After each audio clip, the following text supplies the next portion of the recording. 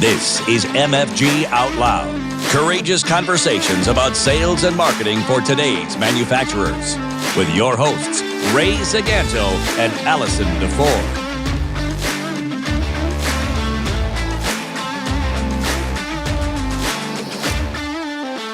Hey everybody, welcome back to the latest episode of MFG Out Loud. We are on episode number 25 today. Hey Allison, boy, have we got a guest for you today. We're going to be talking about bridging the manufacturing skills gap with none other than Kathleen Burley, who's the executive director of GCamp. I'll explain a little bit about what that's all about. You can't have a courageous conversation about growing your manufacturing business without addressing the skills gap question. And in the Chicago area, if you can't have a meaningful conversation about education and the skills gap without talking to Kathleen. It goes through her. Got it? Kathleen's diverse background includes, now get this, owning and growing her own manufacturing distribution company. So she's one of us genetically. Being a school board member and a legislative liaison, so she's always had that link in education. And now as the executive director for GCamp, which is the Golden Corridor Advanced Manufacturing Partnership. And what they do specifically, they're a group of manufacturers, tool makers, and educators that work together in partnership to change the perception of manufacturing and to promote manufacturing careers. So this is the good, important work that we were all kind of mumbling about 10 years, and now we're desperate for today. Kathleen's in the thick of that fight right now. They partner with companies, help them build their manufacturing workforce. Allison and I have been LinkedIn buddies with Kathleen for a long, long time. Kathleen lives in the Chicago area, so I've had the privilege of meeting her for lunch at a few times and at local events and those types of activities. But we are so thrilled to have you with us today. Welcome to MFG Out Loud, Kathleen. Well, thanks so much, Ray. Thanks for you and Allison having me on today. I appreciate it. Well, we're happy you're here. We are. So we're gonna jump right in. We want to have the courageous conversation. Let's get started. Kathleen, we all hear so much about the skills gap in manufacturing. What does that really mean to you, and what are the big obstacles that we're struggling to overcome? The skills gap to me is basically what it is. It's a gap in the skills. It's not always just we need to find that workforce, but it's also taking the workforce that you have and making sure that you're upskilling them, making sure that the education is not something that stops and starts, but it's a lifelong thing. But the skills gap as we know it in the area and that everybody else knows it, basically is by 2025, I believe, there's going to be 2.5 million unfilled positions in companies around the country, not just in Chicago, but Chicago being such a prevalent in our area, industrial area, manufacturing focused area.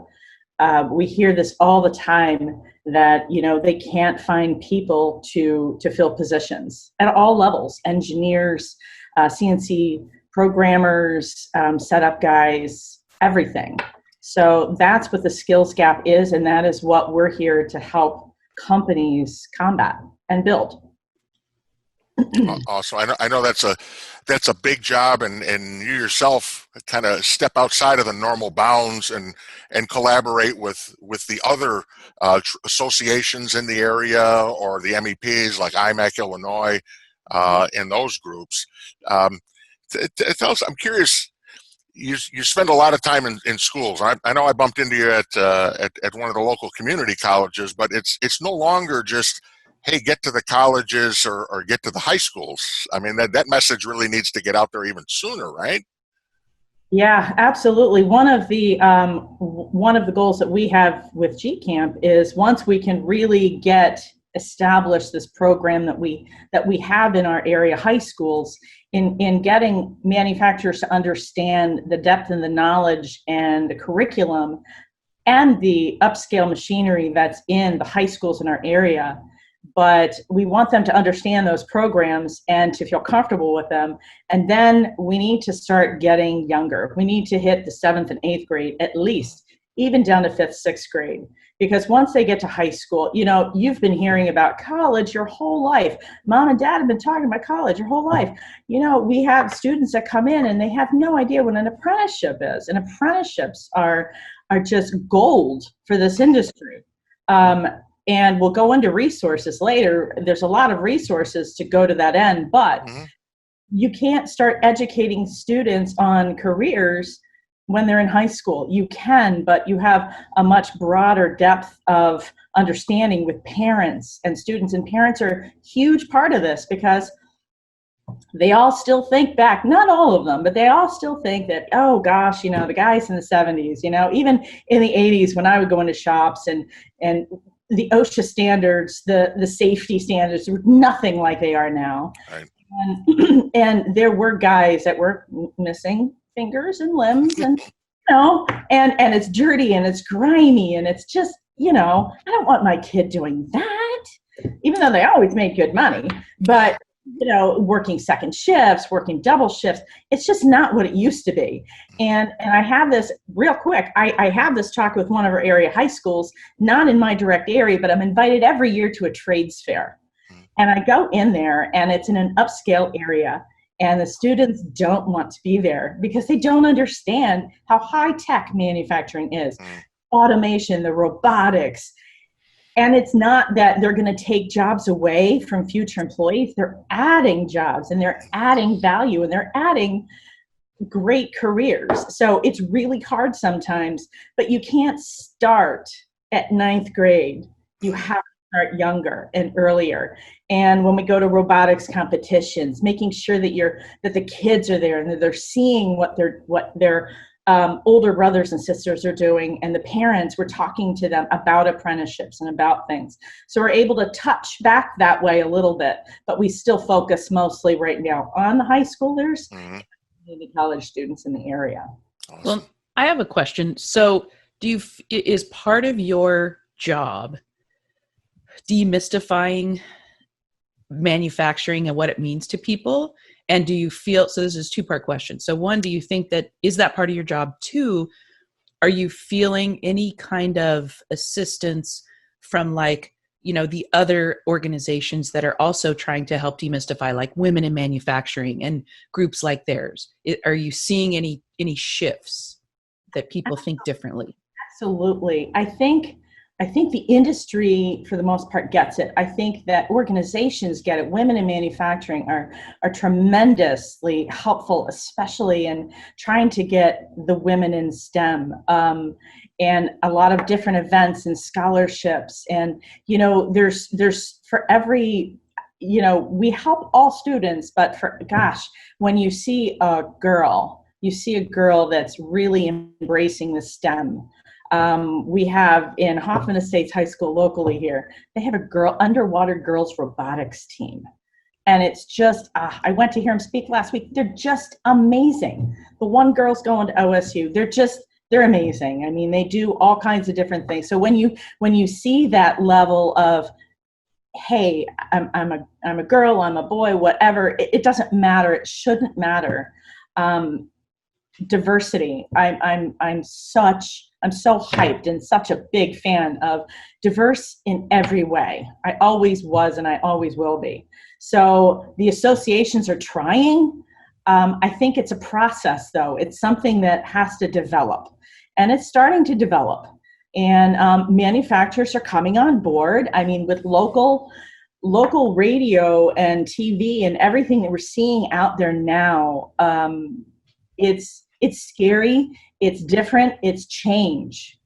But change doesn't happen overnight. So the conversation has started, it's begun, and I think it's just going to develop from there. But yes, I think that everybody's on board. It's just finding their way and trying to find out how to make these changes happen and how to make them stay. That makes sense. Did I answer both questions? Yeah.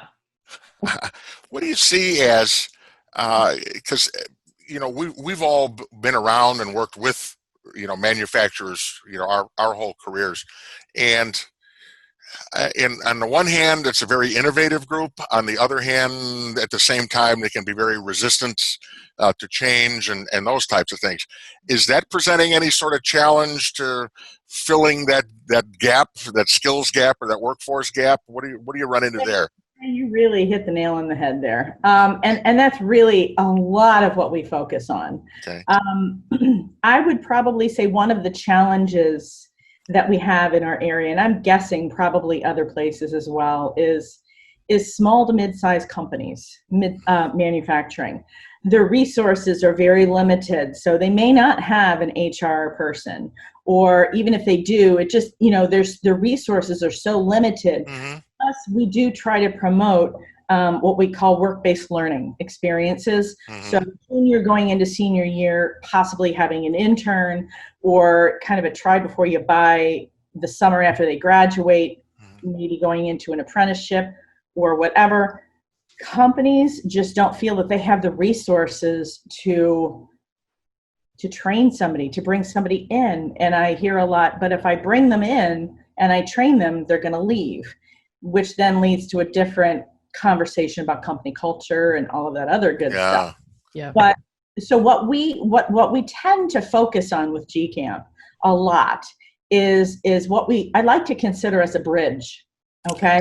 So we've got this workforce here, and these kids are excited. Some of these, we still have to talk to some of them, but the kids that are interested are really excited, and they really want to grab hold of this. And then you have the companies who really need that workforce, and you can't keep stealing from other companies because it just round. But so what we do is, we did prior to COVID, was we tried to have these breakfasts and other activities to bring the two together so that companies can see, first of all, that a lot of these kids can hit the ground running. They already know how to program. They know how to run a machine. Now, maybe not a big Mazak, but they've been trained enough so that they're around that, so they're comfortable. So and the experiences that we found for bigger companies or for small companies who have done this is it's rarely ever has it been a negative experience. We have one small company, and he doesn't even have to go to anything or visit a high school because he's made it a good experience for kids that every summer they just call him. Different kids from that high school. Hey, you got anything? You got anything? So, and so that's where I'm there. We are there with GCamp as a bridge to help that process, to help introduce that company to the teachers, the educators, the students, so that there's a connectivity there. Because until they're connected, until companies understand and are comfortable with that they are learning on things besides, they're not just hand drill presses and all of that. They actually have good equipment there. They build robots, they build electric cars and things like that. And it needs to be a two-way street. So we need the manufacturers to reach out and take a chance, and knowing that GCamp, we're right there with them the whole way. That's amazing. What are some of the tools and resources that are available to manufacturers? Okay, well, those tools are changing now. COVID, thank you very much. A lot of the tools that we work with companies with GCamp, there's aside from what we do with the internships and all that, is we work with. we try to connect ourselves with everyone and everything else out there so that we know what is available. And of course, my history being my legislative loving person, I try to keep abreast on all the changes in legislation and all of that. There's a lot of resources right now for apprenticeships. There's a lot of resources out there for training. And it doesn't mean that you have to go into a formal program. Sometimes it's easier, but there's a cost to that. The programs out there that we have in the area, ICAT, the German apprenticeship model, TMA, there's some really good programs, training programs out there that will take care of everything for you, but there's also ways to do it on your own, and there's money to do it, to help you do it. It's a long process. I mean, it's, well, not long-ish, 3 or 4 years, but it benefits everybody. It benefits the students, it benefits the companies, it benefits manufacturing. And what I like to tell everybody, if they say, you know, I'm going to train somebody and he's going to turn around and leave, is you're filling a bucket. You've got a bucket that just continually gets bigger and bigger. It fills bigger and bigger. You know, you don't want to be that hole that's draining it all the time. You know, you just want to keep filling the bucket. So if you lose somebody, you're probably going to get somebody else's trainee. So hard to, yeah. So people are afraid to give because they're going to be lacking. This is the opposite. It's like they're good. The more they give, the more they get back, right? Yes. And it's, you know, when most companies come into this, it's about, we have this need, but then they'll come to a few events, and then even they get excited because you see the excitement on these kids when they're racing their robots or they're, you know, battling their battle bots. And it's just, you know, if I could get all the companies to send somebody to look at what is going on, it's amazing. It really is. And that's the future. I like to say that's your future star employee. You know, I try to introduce when we can, you know, you introduce to the teachers. When the one piece of advice I would give anybody out there, if they're really searching, is to go reach out to your local high school that has a program. And here's something, don't just focus on your manufacturing students, okay? Your autos kids make great maintenance. I hate to call them maintenance mechanics, but your industrial mechanics, great career, good money. Autos guys, the guys in the autos classes are phenomenal. They're awesome, you know, or take an engineering intern, because once the engineers go to college, whether it's community college or whether it's a 4-year college, and we've had students come back and work over the summers and get hired, but without any hands-on, they're so much more valuable if they've had hands-on. So even if they've had engineering classes, teach them that hands-on, they're going to be such a valuable engineer, and possibly for you. So, if only there was a topic you were passionate about, Kathleen. I should have cut back on that 4th cup. No, I'm kidding. You're tied with Allison.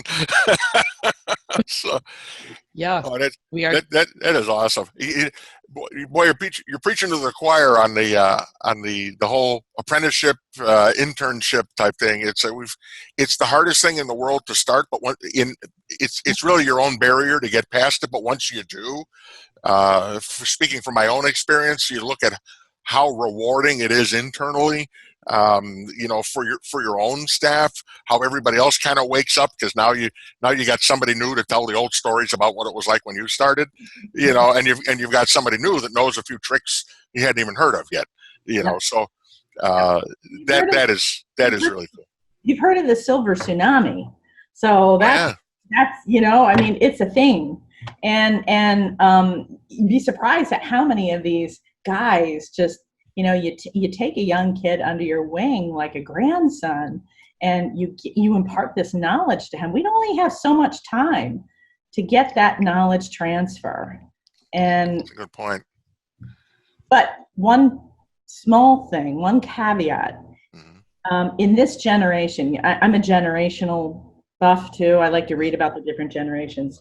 The Zoomers, as they're called, they know we have to be okay with learning from them too, because they know so much more than we do about this digital world that we're in, that if you listen to them, and you need to respect them as you expect them to respect you, then they're going to teach you something too. Yeah, that's an excellent point. Yeah, that's one of the, if not the first generation of digital natives. It's a different world. I'm going to switch gears a little bit. We've talked a bunch of times before, and I know you have a soft spot in your heart for the smaller shops, the smaller manufacturers out there. What advice would you give to them? in this world, whether it's workforce, whatever it happens to be. You see it all in your travels. What direction would you point them in? What pointers would you give? Especially right now, would be, don't be afraid to look out for help, and don't be afraid to take a chance, because at some point you're going to have to, and you're going to have to take a chance on this generation because there's no one else. You know, if you go into a community college and you think that you're going to hire somebody that's coming out of school, they're all spoken for. So, and you have to expect that it's a two-way street. So you can't just hire somebody in. Just don't forget the training. And it doesn't have to be at the community college level. It could be, you know, TMA is a great training center there, but you have to train them and you have to give them something tangible for them. And you can't be afraid of losing them, because again, it's about, you know, then we're going to go into the whole culture thing, but put yourself out there. And please, okay, if there's one thing, and I'm going to say this because you guys are marketing, embrace social media. Embrace it. Thank you. It's there. It's find your audience and know what your message is to that audience. Find someone to help you get that message out there, and go look for them. You can't sit in your company and wait for them to come to you. They'll never find you. You have to find them. Yeah. Meet them in the middle. Meet them in the middle. That's my. Meet them where they hang out. They don't hang out what they used to. Yeah. You know, again, that generation that generation you're talking about is, you know, they are hanging out somewhere else, and they're adapting their jobs and their processes to what they're comfortable with. So you have to get there. That's excellent advice, Allison. I appreciate that all the time. You know, and the other thing is, so companies they're changing every day. They're becoming automated, and sometimes, you know, it happens slower than we would like. But, you know, if something is as aesthetically pleasing as paint the walls inside your shop white or something, just try to make it, I'm getting way into the weeds here, but make it a place that you would want to go. And if you were 16, 17, 18 years old, and go. And with that being said, one other thing. Yeah, I got lots of stuff. That's all right. That's why you're here. Look closely into your insurance. We have a hard time. We're starting to look into what we can do, because there are some insurers that will tell you that you can't hire on under 18, or companies assume that you can't hire on under 18. You can't have them out on the floor or anything. I would ask that you push that envelope a little bit, because there's going to be a 25-year-old who's going to walk in your shop. He's not going to know the last thing about doing anything, and he would be covered. But then you've got a 17-year-old who's had 3 years of machining who can't. Yeah. So we have to. There's some things that we're lagging in our own, in the Department of Labor. You know, updating things and just really getting everybody on board with embracing this generation. So. Well, do you feel like educators are keeping up and offering the right programs? Do you feel like that continues to build, and, you know, like they've got it wired, or it's in process, or? Well, you're asking, I'd say, the wrong person here, because we have great programs in our area. We really do. And if I could reach out further to all of these other areas, I tend to, as my husband calls it, nibbling at the edges. So the golden corridor is I-90 from here to there, whatever. And I go wherever anybody has a question. I'll talk to anybody. I may not be able to, you know, we've had grants that we've given out through our districts. We work primarily in a centralized area. But gosh, there's programs all around us that are starting, that are building, and class sizes. They're adding classes, which is always a good thing. So we're watching these trends. It doesn't happen as fast as we'd like. Obviously, nothing does. And we don't have enough students coming through right now to fill the gaps. But it's a start. But it's hard when when I have students that are looking for opportunities and I have nowhere to put them because, they're just, they're not comfortable with it, they're not taking one on, they don't have anybody to train them. We're looking into different ideas of how we can maybe stretch it out or whatever, but, but there are great programs around here. Is there room for improvement? Always. Always. And a lot of that comes down to one thing, and that's money. If Donald Trump could just print some more for us, that would be great. No, kidding. Schools, as much as people want to believe that schools have all this money in the world, there's something called the Perkins grant money, which comes from the federal government and comes through the state. And that's how most of the CTE, or the career and technical education programs, are funded. There's some other funds, but everything is earmarked for everything. If you think of it like buckets, you've got different buckets and you can only use from this bucket. You can't take money out of this bucket for this. So you only have a small, this amount of money to spend. I mean, gosh, fabrication, that equipment's expensive. Trying to get that into some of these schools. They've got welding. There's a lot of machining. They've all got, Haas has been great working with students in schools with their CNC machines. They're affordable for school districts. We're getting some robotic arms in there and all of that. So we just need the big manufacturing companies, for them to have a reason to step forward and to help getting some of this stuff into the schools, because they need the money to do that. You bring up an interesting point, because one of the other common threads with manufacturers is, in general, is the real innovation doesn't come out until there's a crisis. It's like everybody loves to find that equilibrium point where, we're making money, you can buy equipment, everybody's getting raises, bonus, whatever it happens to be. But forgive the French, until the shit hits the fan, it's really not serious. It'll be a little, it's still noise, it's not signal. And, we saw it when COVID hit.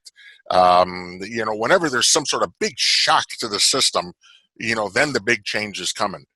Do you think that's where that might be required for the skills gap and to close that? I mean, if you ruled the education world for manufacturing and said, you know what, I'm bringing the biggest hammer I got to fix this thing, is there some big bang thing out there that might be required for this to resolve itself? I'm just curious. If you ask me, the one thing that comes up in my head a lot is the fact that we have so many people addressing the skills gap, but we need to centralize that. We need to bring everyone. I've always said this, and this is why I try to reach out. I mean, I'm a social butterfly of sorts. So if I'm invited to something, I go to the Mold Builders education meeting. I will go to everything, because I feel like the more we can connect with everybody and centralize this, so that if I'm doing something and it's working, you can take that same idea and run with it. And I'm fine with that. It's great. Show you how. Yeah. Together, we've been talking with Manufacturing Renaissance about some ideas that they had, and it's like you can't feel like you own it. It's not just you, and you can't compete. We're not competing. We're all here for the same reason, and it's to build that workforce for companies. And the same right, finding good pathways for students. But we can't do it in a silo. We have to pull together. Well, on that, we're getting close to the end and getting ready to wrap up, but I have a quick question regarding what you just said. So in that, because I'm unfamiliar, are there a lot of nonprofits like yours around the country doing the same thing? Are you a rare bird? Do you work with others? I'm curious. I have no idea. Well, I've been on the job a little under 3 years with GCamp. Are there other people around the country doing this? Absolutely. Not exactly the same way. We connected with an organization, Manufacturing Alliance, I believe it was, up in Wisconsin. They're doing some great things. They work mostly with college age, and they have a lot of different companies that we're working with. We're not a membership-based organization. We have sponsorships. We have company sponsorships. We have some municipality sponsorships in our area, and they help fund what we do. But I'll help anybody in our area if it can help one of our companies in the area. It doesn't require that you are a member or whatever. There are other people, other organizations, a lot of them in Chicago. They may be a little different. Manufacturing Renaissance has a training facility, and they have training programs, and they work with inner city Chicago. And then there's just a lot of different organizations doing that. Valley Industrial Association works mainly with the companies, but they discuss a lot of the same things. We've connected with them. There's a lot of different people that are doing different things in different ways. I'd love to have a huge meeting of minds and just, but not everybody has time for that. I always make time for meetings. I know I'm weird. But in a perfect world, we would all get together and find that golden answer that we will probably never find, but find something that works. And that's the problem, of course, is that something that works here may not work there. So. But it may spark an idea. Absolutely. Get them thinking about it. If only there was a platform or some way someone like you could connect with other people and share those ideas, perhaps while others could connect in and look as well. So that mantle may be yours, Miss Kathleen. We may need your voice to be a bit louder and broadcast a bit further. To bring some others to the fight. So. I'm getting up to there to that silver tsunami age. You're not done yet, lady. Answer has anything to do with it. There you go. Oh, goodness. Well, Ray, you want to do the wrap up, and then I'll take us out? There you go. Well, hey, Kathleen, thanks so much for being with us today. What an education! Every time we get together, it's always enjoyable, and we always learn. I always learn from you and come out renewed and refreshed, and doubly excited about our industry and our future because of your efforts. So thank you so much. To our listeners, we really hope you got some value today. We enjoy doing this for you, and that's why we're here. If you like it, please subscribe and follow us online. If you really like it, tell your friends to do the same thing, because we'd like to meet them too. And we're so glad you were here with us today. And just before we say goodbye, if you are not already, I suggest that you connect with Kathleen on LinkedIn. She is a LinkedIn thought leader and has a lot of good stuff to say and share. And also check out gcamp.org and go a step further and put in /blog. They have a ton of great resources and articles in there for manufacturers and educators. So run, don't walk, and check out GCamp because they're doing amazing things. So thank you all so much for listening. And remember, keep manufacturing out loud because we need you. Thank you for listening to MFG Out Loud with Ray Zaganto and Allison DeFore. You can subscribe and find show notes at mfgoutloud.com.